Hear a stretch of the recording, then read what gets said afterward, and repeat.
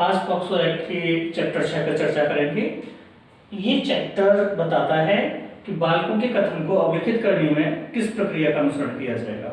इस चैप्टर में कुल 4 धाराएं हैं, 24, 25, 26 और 27।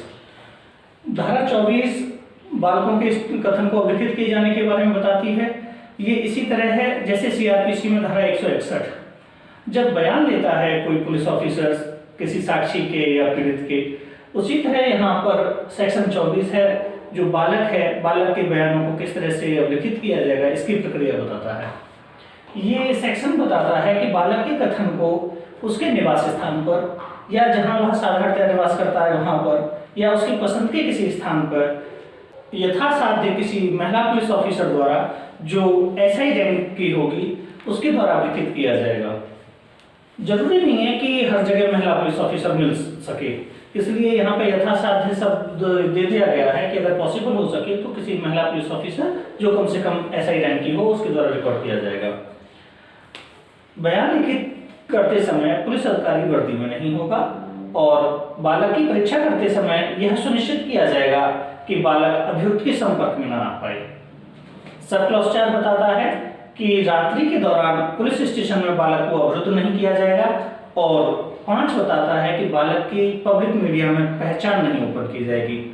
अगर न्यायालय इस तरह का कोई आदेश पारित करता है तब उसकी पहचान ओपन की जा सकती है, अन्यथा पहचान संरक्षित रखी जाएगी।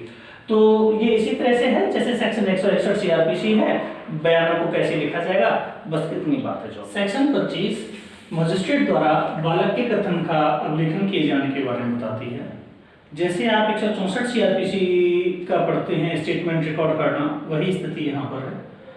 जब बालक के 164 के बयान अवलिखित किए जाने हैं तो बालक के द्वारा जो कथन किया जा रहा है उसी के अनुसार बोले गए कथन को मजिस्ट्रेट अवलिखित करेगा। लेकिन यहाँ पर एक अंतर है। 164 का परंतु फर्स्ट ये बताता है कि अगर ऑडियो वीडियो माध्यम से अभियुक्त के अधिवक्ता की उपस्थिति में ऐसा बयान दर्ज किया जाएगा, लेकिन यहाँ ऐसी व्यवस्था नहीं है। यहाँ अभियुक्त के अधिवक्ता की उपस्थिति की आवश्यकता नहीं है। सब क्लॉज 2 में बताता है जब मामले में 173 के तहत कोई अंतिम रिपोर्ट पेश की जाती है तो बालक या उसके माता पिता या उसके विधिक प्रतिनिधि उसको सीआरपीसी की धारा 207 के अकॉर्डिंग दस्तावेज की एक कॉपी प्रदान की जाएगी। 207 सीआरपीसी अभियुक्त को कॉपी देने की बात करती है, जो अभियुक्त है उसको कॉपी दी जाती है, लेकिन यहाँ पर 207 के तहत कॉपी बालक को दी जाएगी। धारा 26 बयानों के लिखित कथन किए जाने के संबंध में अतिरिक्त उपबंधों की बात बताती है।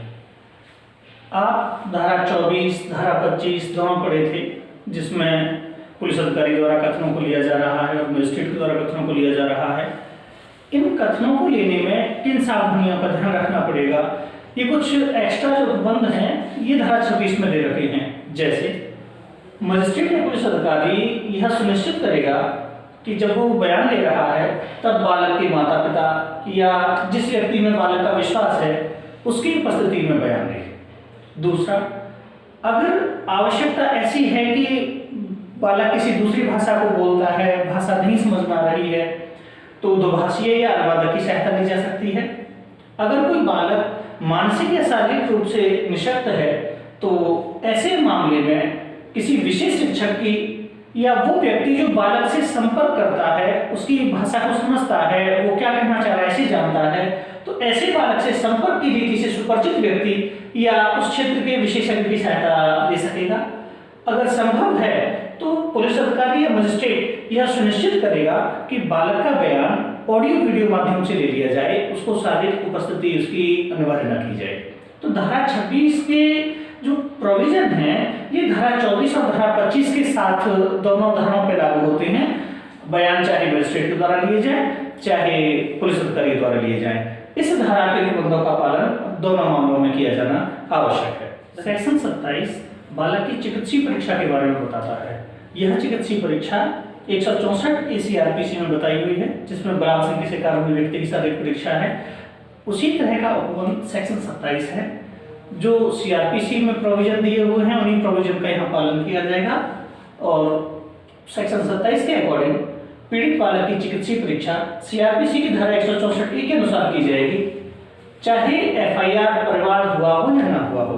ये विशेष सीरियस एक्ट की कि बेशक एफआईआर ना हुई हो, कोई परिवार दर्ज ना हुआ हो, लेकिन अगर ऐसा कोई अपराध होना पाया जाता है तो बिना एफआईआर परिवार के भी उस पीड़ित बालक की चिकित्सीय परीक्षा हो सकेगी।